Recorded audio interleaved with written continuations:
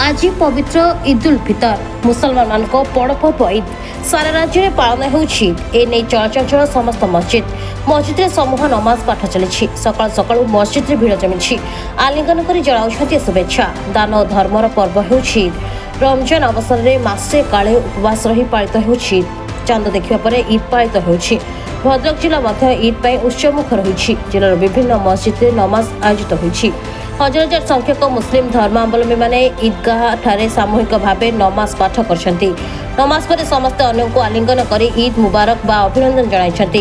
विभिन्न स्थान में पुलिस तरफ व्यापक सुरक्षा व्यवस्था कर पुलिस मुतयन होगा सह पेट्रोलिंग कर ईद एक आरबी शब्द जार अर्थ है आनंद उत्सव और फितर अर्थ हो उपवास भांगा।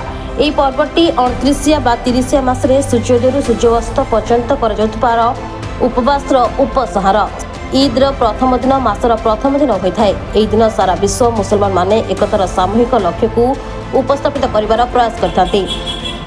दिन को अल्लाह परिचय दिवस बोली ज्ञान कराए।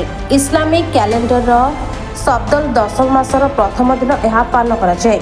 इस्लामी पंचिकार प्रतिमास पर यह मासटी आकाश में चांद देखला पर आरंभ होता है। इस्लाम रमजान मास को पवित्र मास बोली ज्ञान कराए। मास सारा मुसलमान माने उपवास करते।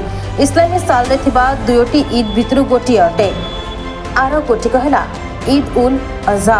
ईद उल फितर को पंगबर मोहम्मद सन 624 रे जंग ए बदर पर पालन करथिले। ईद दिन सकाळु मस्जिद रे प्रार्थना पूर्व प्रति मुसलमान किछि ना किछि दान बा भिक्षा देथांती। एही दान को जकात उल फितर कहंती। एही दान 2 किलोग्राम ओजनर कोनोसी भी खाद्य द्रव्य होई पारे जथा अटा बा सेतिकी परिमाण खाद्यर मूल्य भी होई पारे। प्रार्थना आगुरु एही जकात गरीब मान भितर बंटन कराए।